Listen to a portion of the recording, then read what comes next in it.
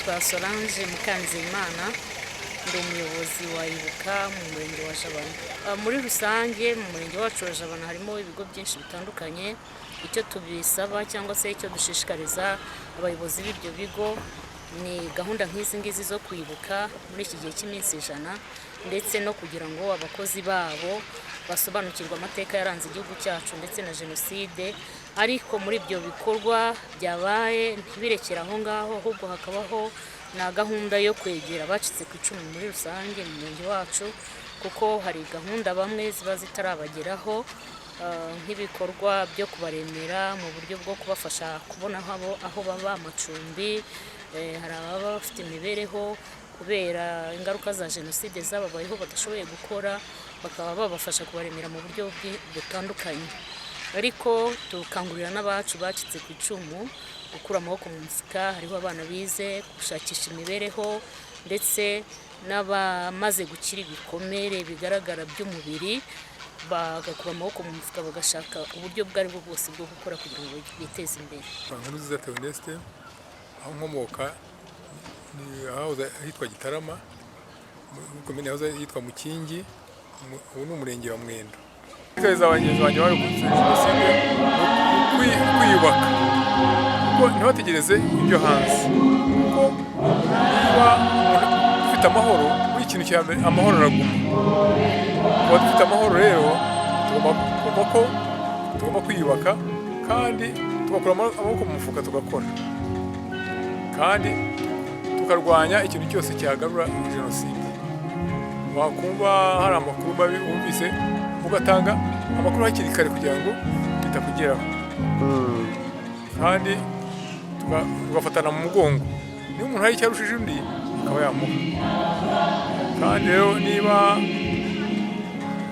wumva ko uri wenyine ugashaka abandi, mbese mugafatanya, mwakora n'ishyirahamwe mugafatana mu mugongo, kuko buriya bavuga ngo nta mugabo umwe, kandi ngo umugabo umwe bagirwa kuri nyina. Ibyo byose nitubishobora tugashobora kwishyira hamwe tugahozanya amarira, ibyo dushaka tuzabigeraho. Uruganda rw'isukari Sugarworks, aha ngaha rero burya habaga n'abafaransa benshi cyane banarwanaga, barwanaga n'inkotanyi. Dore babaga mu mazu hirya aho ngaho, hano bari benshi cyane. Turokeye hano nyine bo barabatwaye, bahise babatwara abafaransa. Indege bamaze kwirasa nayo yarayemo hano, nakoraga mu ruganda. Noneho ubwo baratubwiye bati ibyanyu birarangiye, bati barabica. Bati turabica.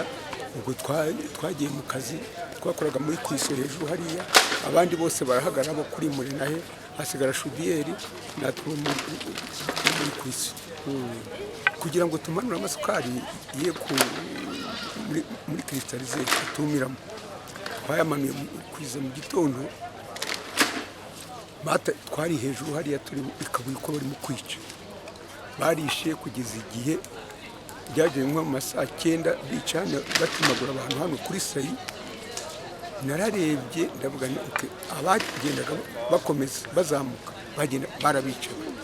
Yewe narokotse njya mu Bwanacyambwe hakurya hariya, nasimbutse ikigo bari mu kureba hakurya uko bari mu kwica, ariko diregiteri yari yabujije interahamwe kuzana kugira ngo zitibe isukari zikibana amafaranga. Nitwa Rwibasira Joel, nk'abandi Director of Corporate Affairs muri Kabuye Sugarworks.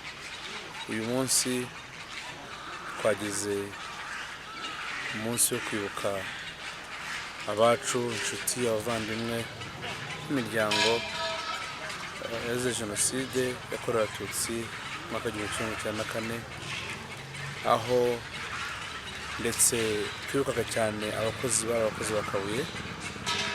Kugeza ubu tumaze kugeza abakozi 31 bakoze mu ruganda bakaba bazize jenoside yakorewe Abatutsi 1994. Ariko tukaba dukomeje gahunda yo gushaka amazina y'abandi benshi n'amakuru yanajyanye n'uruganda mu gihe nk'iki byabaye, ariko muri uwo murongo wo kwibuka twiyubaka mbere ya kovide twari twashoboye kugeza inka ku mubyeyi w'umucikacumu azihereye na jenoside. Muri uyu mwaka turimo turubaka inzu y'umwana w'umugabo wari umukozi wacu mu ruganda rw'isukari Bakabuye wazize jenoside.